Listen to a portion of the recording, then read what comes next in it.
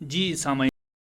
تو نہیں کہہ سکتے کہ مکمل طور پر وہ اپنا مقام حاصل کیا ہوتا ہے، لیکن یہ اس راہ پر آگے چل رہے ہوتے ہیں جو اگر ہم بات کرتے ہیں کہ حکومت کا بھی ویژن ہے کہ ہمیں نوجوانوں کو آگے لے کر آنا ہے، اور ہر یہ نہیں کہ مخصوص کوئی فیلڈ دی گئی ہے کہ صرف وہاں تک ہی محدود رہنا ہے، پر ہر کیٹیگری میں ہمیں نوجوانوں کو اپنوں کو آگے لانا ہے، اور ایسا ہی نوجوان آج ہمارے اسٹوڈیوز میں موجود ہے جس سے ہم آج آپ کا گفتگو بھی ہم ان سے کریں گے، اور آپ بھی جان کر یقیناً خوشی ہوگی کہ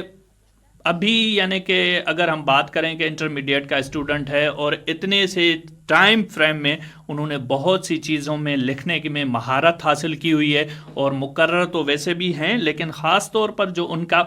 اہم اگر ہم بات کریں کہ اس کے ساتھ ساتھ وہ کالم نگاری کی طرف بھی ہیں، اور یہ کالم نگاری، مضمون نویسی، یہ ہر کوئی نہیں کر سکتا۔ یقیناً ہم بات کر رہے ہیں، اور مہمان کا تعارف سب سے پہلے ہم کرائیں کہ میرے ساتھ اسٹوڈیوز میں موجود ہیں دانش ابڑو۔ دانش ابڑو، سب سے پہلے ہم آپ کو ویلکم کرتے ہیں اپنے اسٹوڈیوز میں۔ شکریہ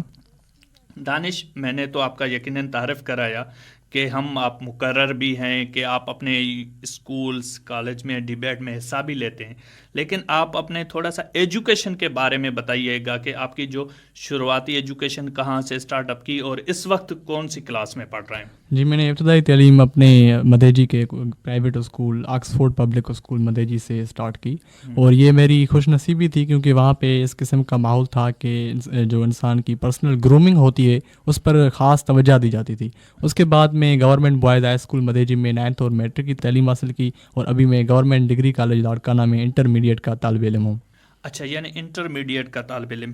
آپ مقرر ہیں، اس حوالے سے سب سے بات کریں کہ آپ نے کون سی یعنی کلاس سے اس طرف توجہ دی کہ آپ اچھا یعنی کہ بہترین اسپیچ کر سکتے ہیں؟ میں تقریباً 5th کلاس میں تھا، تب سے لے کر اسپیچز وغیرہ میں حصہ لیتا رہتا تھا۔ اس کے بعد میں جب 6th کلاس میں آیا تو مجھے اسکول کے ایک ایکتا پروگرام میں کمپیئرنگ کرنے کا موقع ملا، اور کمپیئرنگ میں کیونکہ ایسا ہوتا ہے کہ آپ کو مائک کے ساتھ زیادہ وقت گزارنے کا موقع ملتا ہے، تو اس وقت جو ہے وہ کمپیئرنگ نے مجھے یہ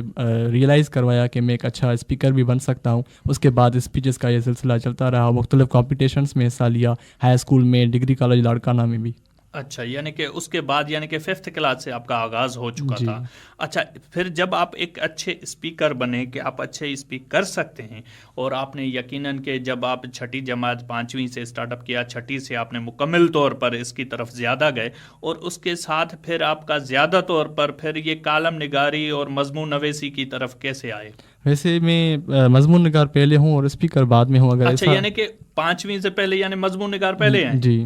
مطلب جیسے بھی اسکول میں کوئی ایسا کمپٹیشن ہوتا تھا یا ایسے رائٹنگ وغیرہ ہوتی تھی تو ویسے تو ٹیچر خود لکھواتا ہے، مگر میری یہ کوشش ہوتی تھی کہ میں اسے خود لکھوں۔ تو یہ تو فارمل کالم نگاری یا فارمل جو ہے ایسے رائٹنگ تھی، مگر اس کے بعد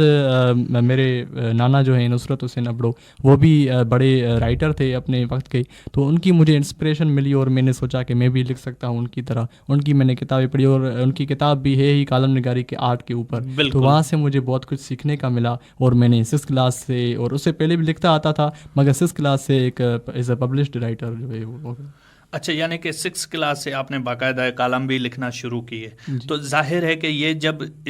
اب یہ ایک بات تو کلیئر ہو گئی کہ آپ کا خاندان کا بھی تعلق ہے کہ لکھنے سے، لیکن ایک اکثر مقام ہوتا ہے کہ جب ایک نیا جب لکھتے ہیں کہ آپ ابھی ایجوکیشن بھی حاصل کر رہے ہیں، اور پھر جب آپ کالم لکھتے ہیں تو اس پہ تنقید بھی ہوتی ہے، اور پھر اس کے لیے اصلاح بھی کی جاتی ہے کہ کس طریقے سے لکھنا، یا اس کی پروفنگ بھی کی جاتی ہے۔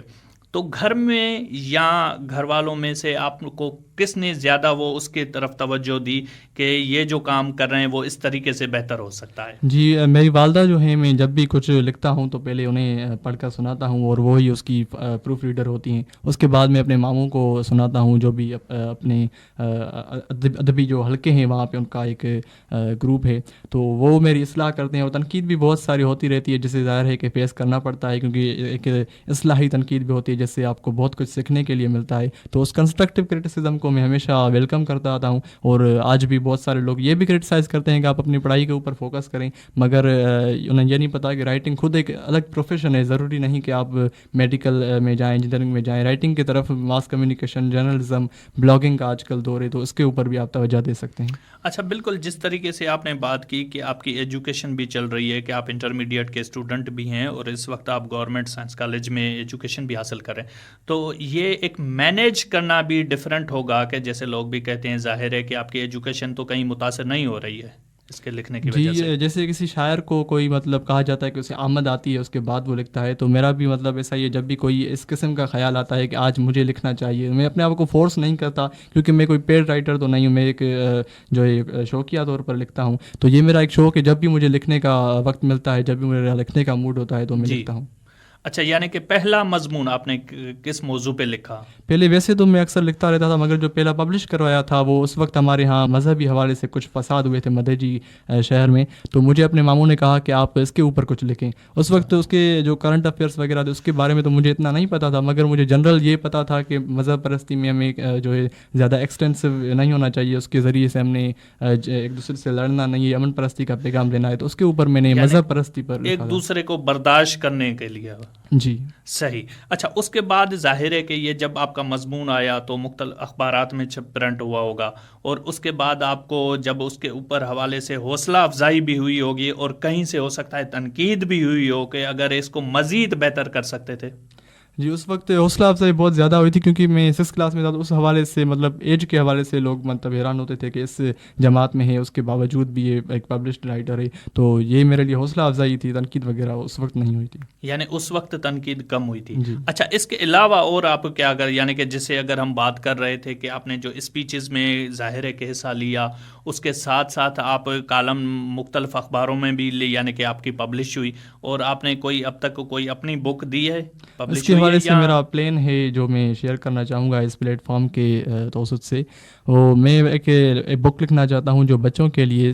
سیلف ہیلپ کی کتاب ہوگی, اور اس بچوں میں جو بھی پریشانیاں ہوتی ہیں, ایک ایڈلٹ جو بچہ ہوتا ہے پڑھائی کے حوالے سے, اس کی جو فزیکل چینجز ہوتی ہیں اس کے حوالے سے, معاشرے کے حوالے سے, تو اس میں زیادہ تر فوکس اس پر ہی کیا جائے گا. اور اس کی لینگویج مطلب اتنی سادہ ہوگی کہ جو سندھی بچہ ہے وہ اس سے جو ہے متاثر ہو, اس کو آسانی سے پڑھ سکے اور اسے گین کر سکے.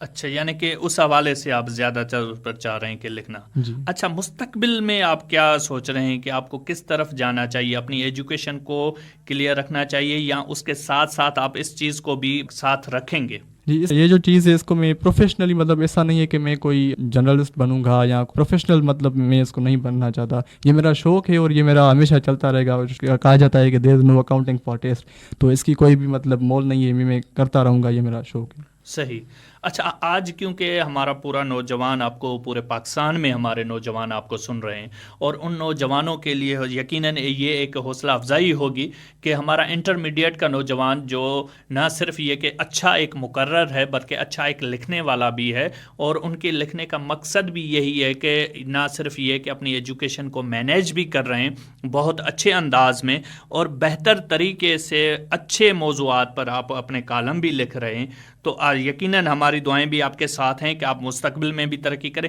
آج کل جو ہمارا نوجوان ہے اس کو آپ کیا پیغام دینا چاہیں گے کہ وہ کس طرف جائے اور اپنے اس کس طریقے سے اپنے ملک کی بھی محنت خدمت کر سکتا ہے؟ میں تمام نوجوانوں کو یہ پیغام دینا چاہوں گا کہ آپ اپنا ایریا آف انٹرسٹ تلاش کریں, اس ایریا آف انٹرسٹ کے مطابق آپ اپنا پروفیشن جو ہے وہ سلیکٹ کریں. ضروری نہیں کہ آپ لوگوں کو دیکھیں وہ میڈیکل میں جا رہے ہیں, انجینئرنگ میں جا رہے ہیں, دوسری فیلڈس میں جا رہے ہیں. آپ دیکھیں کہ آپ کیا کر سکتے ہیں اور اس میں ہی آپ جو ہے مہارت حاصل کریں, کمال تک پہنچیں, کبھی بھی نا امید نہ ہوں, اپنے اندر کو تلاش کریں. یہی زندگی کا مقصد ہے اور یہی انسان کو کامیاب بناتا ہے.